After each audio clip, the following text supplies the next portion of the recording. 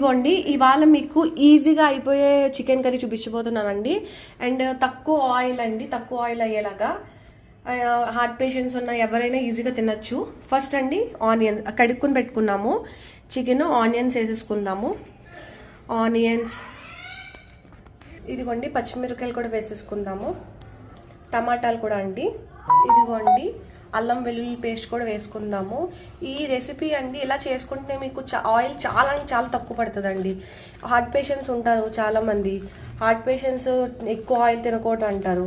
So అందుకని వాళ్ళకి ఈ టైప్ ఆఫ్ చికెన్ కర్రీ చాలా బాగా యూజ్ అవుతుందండి. ఇందులోనే కారము, ఇదిగోండి ఇందులోనే పసుపు, మసాలా, సాల్ట్ అన్నీ వేసేసుకుని ఒక్కసారి కలుపుకొని మూత పెట్టుకుందామండి. ఒక 10 నిమిషాలు అయితే 10 నిమిషాలు. మీకు టైం ఉంటే టైం ఉంచండి, లేకపోతే ఇందులోపలనే మీరు తాలింపు వేసేసుకోవండి. ఇదిగోండి తాలింపులోకండి కొంచెం ఆయిల్ వేసుకున్నానండి, అంతే. ఇంకా ఆయిల్ పెరగదు. మీకు ఇది కర్రీలా చేసుకోవచ్చు, ఫ్రైలా కూడా చేసుకోవచ్చు అండి. మీరు దగ్గరగా చేసేసుకుంటే ఫ్రై అవుతుందండి. మీరు కొంచెం వాటర్ వేసుకుంటూ కర్రీ కింద అవుతుంది.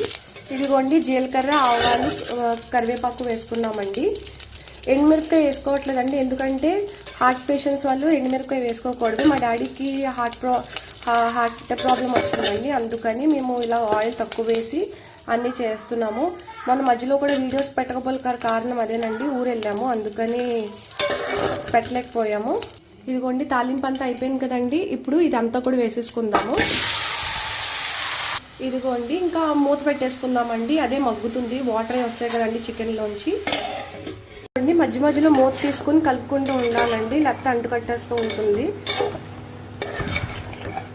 ఇందులో చాలా ఆయిల్ తక్కువ పడుతుందండి. ఇది చికెన్ కర్రీలోని చికెన్ కర్రీయో ఫ్రైయో దగ్గరికి వచ్చిన తర్వాత డిసైడ్ చేసుకోవాలండి.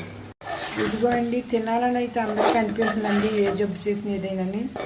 ఆయిల్ అంతకు లేకుండా కొద్దిగా కేసి అన్న పేరుకేసి అది చేసిందండి మా కోళ్ళు. అక్కడ నాన్నకుంట్లో పోలేదు, మన ఈ మధ్యన అందుకే వీడియోలు సరిగ్గా పెట్టలేకపోయామండి.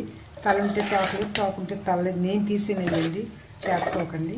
ఇదిగోండి ఫైనల్గా ఎవరైనా తినొచ్చు, డైజెస్ట్ కూడా బాగుంటుందండి. ఏ వయసు వాళ్ళు తినచ్చు, ముసలి తిన్నా ఏం చేయదండి.